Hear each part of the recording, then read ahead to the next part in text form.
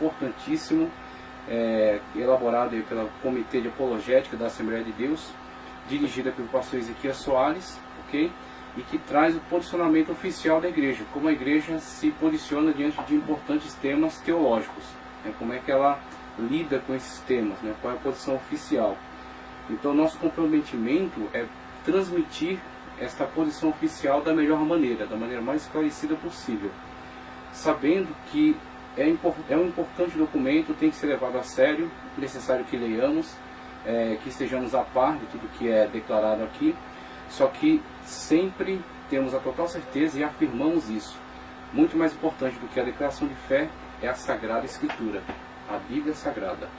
É dela que emana, tá certo, aquilo que é colocado na declaração de fé, mas esta não tem uma característica canônica nem inspirada. Ela está sempre abaixo da Sagrada Escritura. Então a Sagrada Escritura, esta é sim o nosso fundamento. A declaração de fé é apenas um posicionamento oficial e acredito que esse seja o comportamento de uma organização séria. Mostrar qual é a sua posição de maneira aberta, para que todos possam saber e possam entender como ela tem se posicionado diante desses temas. Então acredito que seja de fato um documento muito importante a ser levado em consideração, ser estudado, ser compreendido, mas ele não é suficiente para ser nosso fundamento. Nosso fundamento está na Sagrada Escritura, cuja leitura, esta sim, é nossa regra de fé e prática, né? Regra de fé e conduta. Trago aqui, inclusive, para iniciar minha fala, Evangelho de Lucas, uma leitura aqui no Evangelho de Lucas, no capítulo de número 6, ok? Capítulo de número 6 do Evangelho de Lucas, a partir do versículo 47, que diz, veja só: qualquer que venha a mim e ouve as minhas palavras, o Senhor Jesus Cristo nos dizendo, qualquer que venha a mim e ouve as minhas palavras e as observa, eu vos mostrarei a quem é semelhante. É semelhante ao homem que edificou uma casa e cavou e abriu bem fundo e pôs os alicerces sobre a rocha, e vindo enchente bateu com ímpeto e corrente naquela casa e não pôde abalar, porque estava fundada sobre a rocha, que é Cristo Jesus, a rocha secular, ok? Mas o que ouve e não pratica é semelhante ao homem que edificou sua casa sobre a terra, sobre a areia, sem alicerces, na qual bateu com ímpeto a corrente e logo caiu. E foi grande a ruína daquela casa. E assim acontecerá com todos aqueles que tentarem firmar os seus passos, sua maneira de viver, sua maneira de servir a Deus em cima de credos ou declarações de fé ou documentos eclesiásticos. Temos que estar firmado em Cristo, a rocha secular. Aí sim nós poderemos prosseguir até as mansões celestiais, glorificando o nome de Deus e dando testemunho da verdade, ok? Então estamos aqui para falar acerca do documento importante, a declaração de fé, mas cientes que a Sagrada Escritura, esta é sim o nosso fundamento. Então damos início aqui, como já havia falado, estamos falando da parte soteriológica e cristológica, do documento da declaração de fé da Assembleia de Deus. E começando já a lidar com esse documento, passamos aqui já as primeiras leituras. Veja só, os artigos que vamos tratar aqui é o 3º, o 6º e o 7º. Artigo 3º, 6º e 7º, que dizem: o 3º, cremos, ok?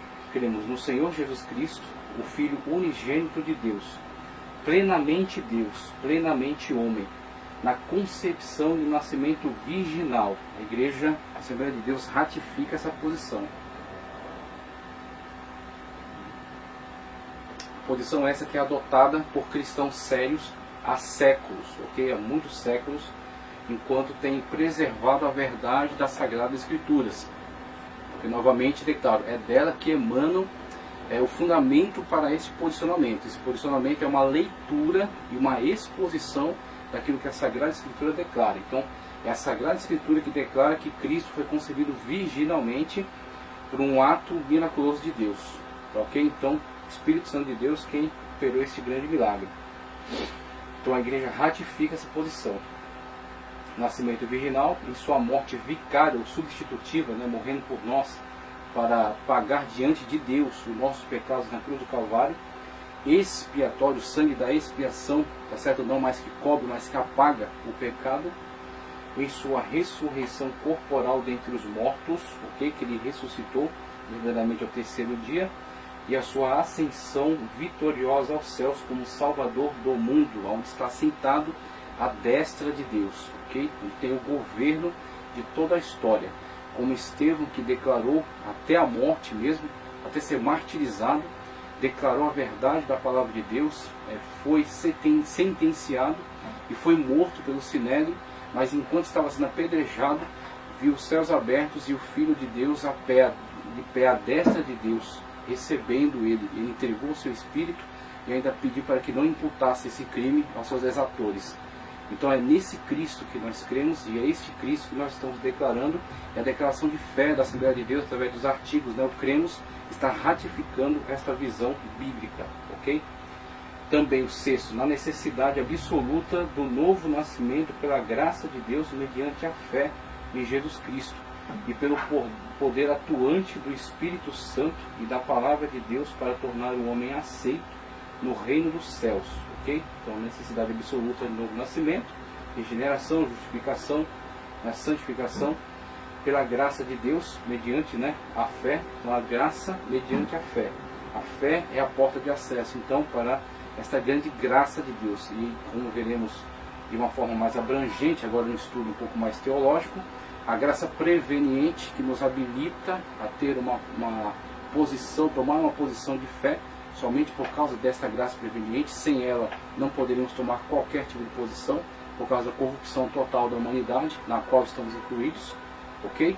Então a visão da graça preveniente nos habilita a tomar uma decisão de fé, para sermos então transformados pelo Espírito Santo de Deus, que está convencendo o homem do pecado, da justiça e do juízo. E constantemente o Espírito Santo de Deus está interagindo conosco, mediante a fé e pelo poder atuante do Espírito Santo, conforme diz aqui, e da palavra de Deus para tornar o homem aceito no reino dos céus. Cita João 3, 3 a 8 e Efésios 2, 8 e 9. E o sétimo artigo do cremos, conforme declara aqui, cremos, né, no perdão dos pecados, ok? Na salvação plena e na justificação pela fé. Salvação plena e justificação pela fé. Veremos que esse posicionamento e o desenvolvimento teológico que é dado a ele ao longo do documento, ele vai prevenir a igreja contra certas heresias que têm surgido e têm se difundido, que estão tentando minar a eficácia da morte vicária de Cristo Jesus, do sacrifício de expiação do seu sangue. Estão tentando minar, né, o poder, a potencialidade desta obra salvífica, acrescentando outros meios pelos quais o homem deva alcançar a sua salvação, como guarda do sábado, ou então acreditando que o homem não pode ter certeza de salvação porque haverá um juízo futuro, investigativo. Então veremos que a declaração de fé se posiciona contra essas heresias e afirmando, conforme a Bíblia Sagrada dá respaldo, a certeza plena de salvação em Cristo Jesus para aqueles que aceitam Ele como único e suficiente Salvador. Ok? Pela fé no sacrifício efetuado por Jesus Cristo em nosso favor. Ok? Cita Atos 10, 43, Romanos 10, 13, também o 3, 24 e 26, Hebreus 7, 25 e também o 5 e 9. A abordagem, então, vamos fazer, mesmo que nos artigos seria a primeira parte cristológica, mas preferimos abordar a primeira soteriológica. As duas são de igual importância, mas a soteriológica ela traz aí também um embate, uma certa polêmica teológica, e queremos desenvolver isso com toda tranquilidade, com todo respeito, ok? Mas também com toda a firmeza de posicionamento para mostrarmos o que a declaração de fé está nos respaldando aqui como visão oficial da Igreja Assembleia de Deus. Para abordar soteriológica e cristológica, esclarecimento acerca da posição oficial da Igreja sobre a doutrina da salvação. E teremos que discutir um pouco de arminianismo, calvinismo e definir a posição da Assembleia de Deus. E já adianto aqui, vimos isso de uma forma muito clara na declaração de fé, que o seu posicionamento não é necessariamente nem arminiano nem calvinista, okay? É um posicionamento bíblico.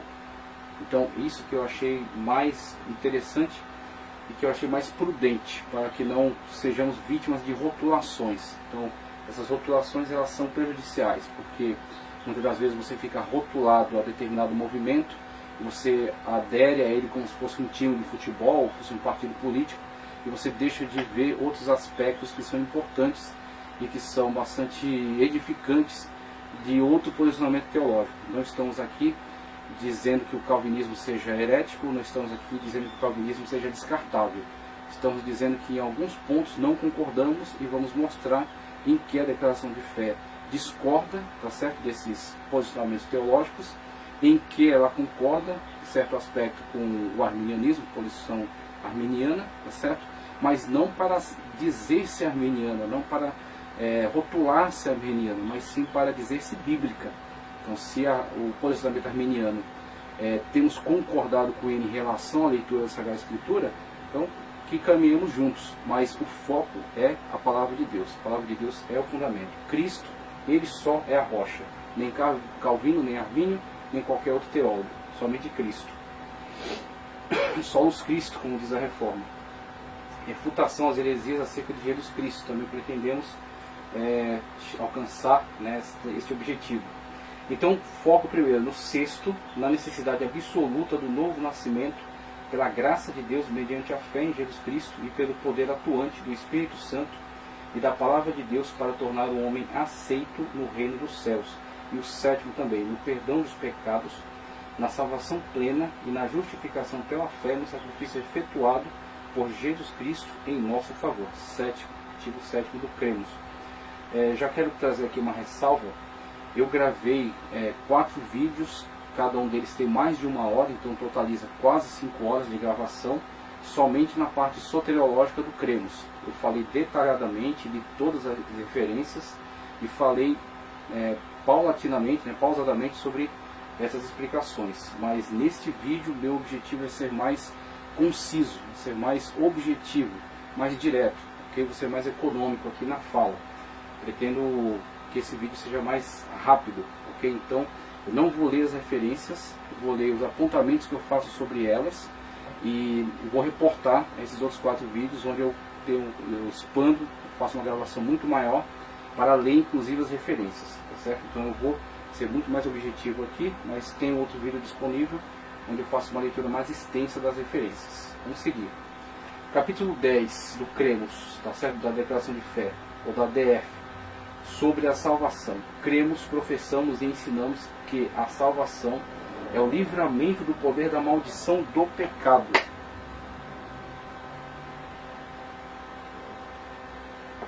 É o livramento do poder da maldição do pecado e a restituição do homem à plena comunhão com Deus, a todos os que confessam a Jesus Cristo como seu único Salvador pessoal, precedidos do perdão divino. A este dão testemunho todos os profetas de que todos os que nele creem receberão o perdão dos pecados pelo seu nome, conforme Atos 10:43. Trata-se da restauração do relacionamento do ser humano com Deus por meio de Cristo. Deus estava em Cristo reconciliando consigo o mundo, não lhes imputando os seus pecados, conforme 2 Coríntios 5:19. Somente a fé na morte expiatória de Jesus e o arrependimento podem remir o pecador e levá-lo ao Criador. Essa salvação é o ato da graça soberana de Deus pelo mérito de Jesus Cristo e não vem das obras, porque pela graça sois salvos. A ênfase sempre caricêntrica, a ênfase na graça de Deus, na graça de Cristo, ok? Desfazer mitologias que acusam, por exemplo, certas linhas teológicas e talvez até refletindo também na declaração de fé da Assembleia de Deus, acusando-as de serem antropocêntricas, focadas no livre-arbítrio, o que é uma mentira, ok? O que é uma distorção e talvez em alguns casos seja um equívoco. E esse equívoco será então desfeito aqui nessa apresentação. Porque pela graça sois salvos, por meio da fé. Veja, pela graça sois salvos. Qual meio? Por meio da fé. Então, vai pelo meio da fé. É necessário, imprescindível a aceitação por meio da fé, a manifestação de fé. E isso não vem de vós, é dom de Deus, que é uma capacitação prévia. é uma graça preveniente que coloca o homem em condição de manifestar fé. E esta fé então opõe acesso à graça salvífica. A graça então opera a salvação. Cristo imputa a ele as suas obras, ele é justificado, ele será então regenerado, ok? Entra no processo no qual ele é santificado plenamente diante de Deus para ser salvo, e ele entra também num processo de santificação no qual ele rejeita as antigas obras do pecado e agora totalmente se santifica, se coloca totalmente em purificação para que possa ser templo e morada do Espírito Santo de Deus. Então vemos que isso é um processo muito importante, conforme colocado na Sagrada Escritura. Isso não vem de vós, é dom de Deus. O homem não pode se auto-salvar. Não vem das obras, para que ninguém se glorie, conforme Efésios 2, 8 e 9. Então, o homem não pode se auto-salvar. Até é interessante corrigirmos certas falas que não têm uma má intenção, mas mesmo que não tenha, tem que ser corrigidas, porque levam a um equívoco. Por exemplo, aquela fala que era muito comum: dê um passo para Deus, que Deus dará 10 passos para você. E na verdade essa fala acaba criando um laço, acaba criando uma armadilha contra a verdade, né? Contra aquilo que a Sagrada Escritura afirma. Eu não tenho condições de nem dar este passo para Deus, se antes Deus, por meio da sua graça preveniente, não me capacitasse a ver, primeiro, que sou um pecador, segundo, que eu preciso de Cristo para a minha salvação, e tudo isso operado pelo Espírito Santo de Deus. Então, nem o primeiro passo eu não tenho como dar. Eu tenho que, como uma pessoa que está se afogando, receber a salvação que vem daquele que, o salva-vidas, que vai jogar a boia e puxá-lo dali. Aquele que está se afogando não tem condições de tentar salvar-se ou de tentar sair daquele estado. Ele precisa totalmente de uma ação que venha de uma pessoa que possa lançar a ele um meio pelo qual será resgatado. Assim Cristo. Nós estávamos nos afogando no pecado, nós estávamos totalmente entregues, perdidos, sem qualquer condições. E é Cristo, tá certo, que opera isso. A graça preveniente me faz perceber que eu estou me afogando, que eu estou em estado de condenação, de morte.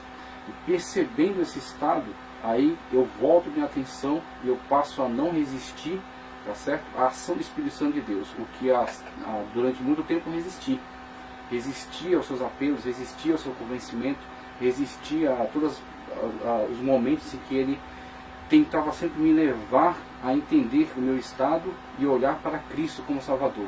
Mas chega um certo momento, pela graça preveniente, tá certo, onde eu não resisto mais, eu entrego-me totalmente ao Espírito Santo de Deus e ele realiza esta obra em mim. Ele me coloca num estado alcançável pela graça de Deus. Sendo alcançado por essa graça, sendo salvo, eu passo agora a assumir parte da responsabilidade de santificação. Tenho que perseverar. Essa perseverança me é exigida pela palavra de Deus.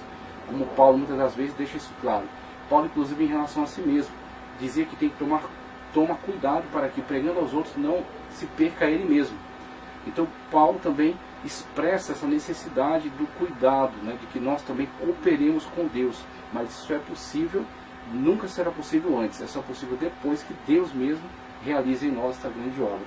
Okay? Então temos que tomar cuidado com essas palavras, que mesmo que elas não tenham uma má intenção, elas acabam levando a um equívoco. Eu não tenho como dar um passo para Deus. Deus é que tem que dar 11 passos ou mais, para que eu possa ser então salvo. Okay? A graça preveniente capacita-me então a enxergar esse estado de pecaminosidade e permitir então não resistir à ação do Espírito Santo de Deus em mim. Veja, ele inicia aqui, né, tratando aqui acerca dessa parte da soteriologia, com salvação para todas as pessoas. Então ele vai dar uma ênfase aqui em relação a essa questão de que a salvação, a obra de Cristo é para todos, ela visa a todos, ela busca a salvação de todos, ela é suficiente para todos. Então Cristo oferece graça suficiente. Cristo não oferece graça limitada, ok? Ele oferece graça suficiente a todos. Agora, quem participará desta graça? Aí entra a questão da condicional. A condicional é a fé. Então, aqueles que não resistem ao Espírito Santo de Deus e por causa do Espírito Santo de Deus manifestam a fé. E uma vez que participam com a fé, tá certo? Creem no Filho de Deus, creem na obra salvífica de Cristo, estão incluídos então por causa da sua obra, por causa do seu sacrifício vicário, ok? Mas tem que ter esta aceitação em fé, tem que ter essa manifestação de fé, que é garantida, né, que é possibilitada pela graça preveniente. Veja, salvação para todos. Um dia todos os seres humanos comparecerão diante do Senhor, Criador de todas as coisas. Deus, contudo, não deseja a perdição de ninguém. Então, uma coisa que vai ser muito enfatizada aqui na declaração de fé: a predestinação. A predestinação é uma doutrina bíblica. A predestinação não é uma doutrina calvinista, ok? A predestinação é uma doutrina bíblica. Agora, em que está fundamentada a predestinação? Como a predestinação é operada, ok? O que visa a predestinação? Ela visa indivíduos especificamente ou visa grupo? Ela está fundamentada num desejo secreto, como é dito por alguns, de Deus em salvar ou em condenar outros. Inclusive, Deus tem um desejo secreto de condenar pessoas e as criou para serem condenadas? Ou será que Deus tem o desejo pela salvação de todos, sendo alguns condenados, não porque Deus deseje que eles sejam condenados, mas sim porque eles resistem à ação de Deus, à ação salvífica do Espírito Santo de Deus em prol deles? É isso que nós temos que ver aqui e que a declaração de fé vai lidar com esses assuntos. Deus, contudo, não deseja a perdição de ninguém, como a declaração de fé aqui se posiciona. E o texto que ele cita: que quer que todos os homens se salvem. Agora, preste atenção numa coisa. Como eu falei aqui no começo coloquei no começo aqui da minha fala, a declaração de fé visa ser bíblica. Então ela não está de antemão tentando endossar qualquer tipo de teologia. Então, se a Bíblia Sagrada declara desta forma, se posiciona desta forma, a declaração de fé, ela vai simplesmente tentar tornar cada vez mais clara, tá certo? Colocar em linguagem acessível, usar, partindo desse fundamento, tomar a sua posição, adotar a posição da igreja, mas fundamentada nessa declaração da Sagrada Escritura. Então, partindo dessa declaração, que é muito clara, tá certo? Que é muito óbvia,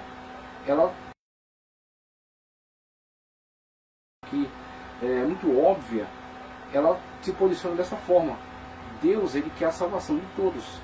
Deus não tem um desejo secreto pela condenação de muitos, e os predetermina a serem condenados desde a eternidade, antes mesmo que eles existissem para cometer pecado bíblico. O Deus bíblico, conforme declarado aqui no texto de 1ª carta de Paulo a Timóteo, todos os homens, ok? Todos é todos. Todos não é todos, todos pertencentes a tal grupo. Todos pertencentes a determinada casta da sociedade. Não, todos. Não foi delimitado pela Sagrada Escritura que esse todos está ligado a um determinado grupo. Não, ela falou de uma forma ampla mesmo. Todos. Que quer que todos os homens se salvem e venham ao conhecimento da verdade. Então, o intuito de Deus é para a salvação de todos. A vinda do Cordeiro de Deus, tá certo? O Cordeiro, o sacrifício vicário de Cristo, é em prol de todos. Está disponível a todos, tem poder para salvar a todos, tem competência para salvar a todos. Se alguém dentre esses todos não se salva, não é porque faltou de oportunidades, não é porque o sacrifício de Cristo não alcançou, não é porque Cristo não morreu por ele, não tenha morrido por ele, mas sim porque ele rejeita, mas sim porque ele resiste, okay? Ele oferece resistência à ação do Espírito Santo de Deus, que está interagindo constantemente com ele. Como vimos no caso dos homens pré-diluvianos: o meu espírito não contenderá para sempre com o homem, porque ele também é carne. Mas contendia, mas convencia, mas tentava sempre trazer novamente o homem para a consciência do errado, do certo e do errado, do mal. Agora chegou um momento que o homem não mais dava ouvidos ao Espírito Santo de Deus e apenas ouvia seus impulsos, suas concupiscências carnais. E assim o mundo chegou num estado tal de degradação, tá certo? Um estado tal de caos, que Deus infligiu um juízo, o juízo do dilúvio, salvando-se apenas Noé e sua família, partindo dele então a repovoação da terra. E estamos próximos de outro dilúvio, como Cristo mesmo anuncia no seu Evangelho, como nos dias de Noé, tá certo? Então estamos novamente vendo essa humanidade tendendo apenas aos seus impulsos pecaminosos e não mais dando ouvidos às repreensões, à lei, tá certo, da palavra de Deus. Mas isso é em decorrência da própria resistência do homem, não devido a um secreto desejo de Deus para que isso aconteça, como é declarado em certos posicionamentos teológicos, de que Deus determina todas as coisas, inclusive o pecado, inclusive o mal, inclusive a condenação do pecador. Isso não é o Deus da Bíblia, que quer que todos sejam salvos, ok? E venham ao conhecimento da verdade. Por isso o Pai enviou o seu Filho Jesus Cristo para morrer em nosso lugar, providenciando-nos uma salvação eterna, completa e eficaz. O Evangelho contempla a todos e a ninguém exclui. Ele até é redundante para tornar isso cada vez mais claro em relação ao seu posicionamento. O Evangelho a todos contempla, a ninguém exclui. Muito bem, então todos estão contemplados, todos têm possibilidade de salvação. A graça é suficiente para todos. Onde abundou o pecado, superabundou a graça. Então esse é o posicionamento bíblico, ok? Então, por conseguinte, a salvação está disponível a quem? Todos que creem. Eis a condição. A todos, sem exceção, é oferecido. Mas há uma distinção entre os que creem e os que não creem. Os que creem serão salvos, como o próprio Cristo coloca. Aquele que crê será salvo, aquele que não crê já está. Porque na condenação todos já estão. Todos pecaram e destituídos estão da glória de Deus. Condenados nós já estamos. Condenados nós já estávamos. Ok? Só que alcançamos a salvação em Cristo Jesus devido à ação da graça preveniente de Deus em nós, que nos habilitou a perceber nosso estado pecaminoso, não resistir à voz do Espírito, sermos alcançados plenamente, sermos justificados pela sua obra salvífica, suas obras imputadas a nós, nosso pecado perdoado, seu sangue nos purificando de todo pecado, expiando e nos colocando diante de Deus em plena santificação, devido à sua obra em nós. Ok? Então, aqueles que creem são colocados nesse estado. Texto que ele cita aqui, ó. Porque Deus há de trazer a juízo toda a obra, e até tudo que está encoberto, quer seja bom, quer seja mal. Então, vai passar, ninguém vai escapar do juízo. A única coisa que acontece é que, para alguns, há remissão em Cristo Jesus. O meu juízo estava, é certo, meu juízo era certo. Eu teria que ocupar ali um lugar diante do trono branco, diante do tribunal. Agora, como eu aceitei a Cristo Jesus, as obras dele foram atribuídas a mim. E o meu pecado caiu sobre ele. Ele levou sobre si as nossas dores, as nossas enfermidades. Pelas suas pisaduras nós somos sarados. Então, o meu pecado caiu sobre Cristo. E ele foi julgado em meu lugar. Então, ele atribui a mim as suas obras. Deus, quando olha dos céus, vê o seu sangue, o sangue do Filho amado, sobre mim, purificando-me, apagando o meu pecado. Então eu não passo mais por juízo, porque eu fui salvo em Cristo Jesus. Agora, se eu rejeito Cristo Jesus, a condenação já estava, a condenação já era certa, tá certo? O juízo já era certo para mim. Então ninguém escapa, só escapa aqueles que aceitam a Cristo Jesus e as obras de Cristo são imputadas a ele, e aí ele não passa mais por juízo. Aquele que aceita Cristo Jesus não será julgado.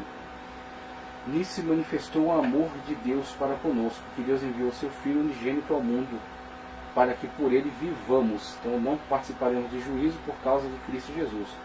Alimpai-vos, pois, do fermento velho, para que sejais uma nova massa, assim como estáis sem fermento, porque Cristo, nossa Páscoa, foi sacrificado por nós. 1 Coríntios 5, 7.